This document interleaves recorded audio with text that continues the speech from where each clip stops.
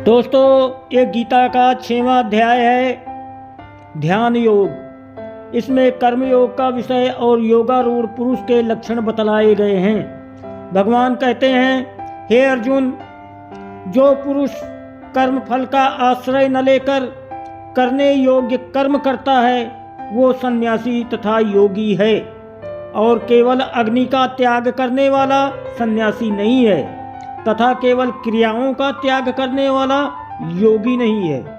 भगवान आगे कहते हैं, हे अर्जुन, जिसको सन्यास जानो ऐसा कहते हैं, उसी को तू योग जान, क्योंकि संकल्पों का त्याग न करने वाला कोई भी पुरुष योगी नहीं होता।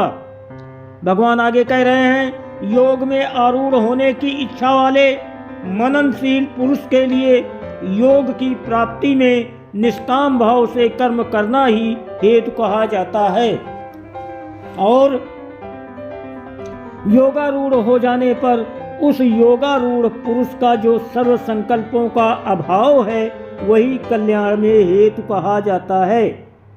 भगवान आगे कह रहे हैं, जिस काल में न तो इंद्रियों के भोगों में और न कर्मों में ही आसक्त होता है, उस काल में सर्व संकल्पों का त्यागी पुरुष योगारूढ़ कहा जाता है।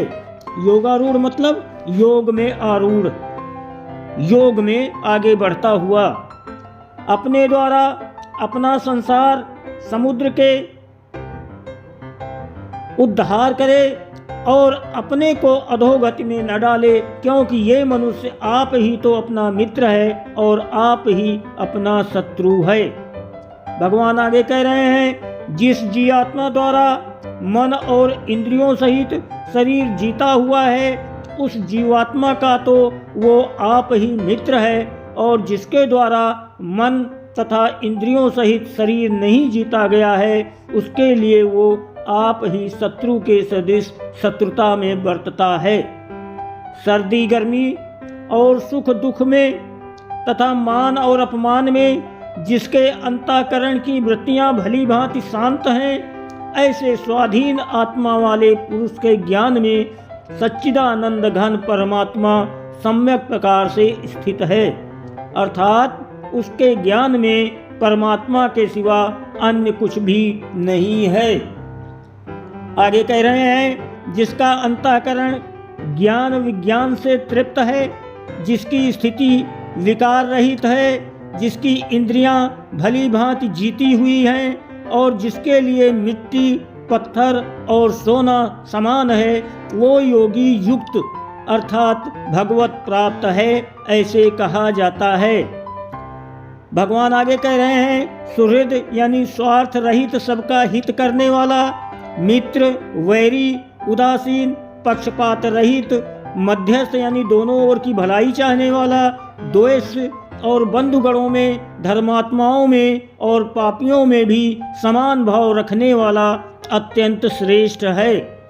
मन और इंद्रियों सहित शरीर को वश में रखने वाला, आशा रहित और संग्रह रहित योगी अकेला ही एक स्थान में स्थित होकर आत्मा को निरंतर परमात्मा में लगाए। भगवान आगे कहते हैं, शुद्ध भूमि में जिसके ऊपर क्रमशः कुशा फिर मृगछाला और वस्त्र बिछे हैं, जो न बहुत ऊंचा है और न बहुत नीचा है, ऐसे अपने आसन में स्थिर हो कर बैठे। भगवान आगे कह रहे हैं, हे अर्जुन, उस आसन पर बैठकर चित्त और इंद्रियों की क्रियाओं को वश में रखते हुए मन को एकाग्र करके अंतःकरण की शुद्धि के लिए योग का अभ्यास करना चाहिए। काया यानी शरीर, सिर और गले को समान यानी सीध में रखते हुए एवं अचल धारण करते हुए बिल्कुल स्थिर भाव, हिलना डुलना नहीं है, करके और स्थिर होकर अपनी नासिका के अग्रभाग पर दृष्टि जमाकर अन्य दिशाओं को न देखता हुआ ब्रह्मचारी के व्रत में स्थित होकर भय रहित तथा भली भांति शांत अंतःकरण वाला सावधान योगी मन को रोककर मुझ में चित्त वाला और मेरे परायण होकर स्थिर होवे। दोस्तों, वीडियो आपको अच्छी लगे तो कृपया इसे लाइक और सब्सक्राइब जरूर कीजिए। आपकी बहुत मेहरबानी होगी। धन्यवाद।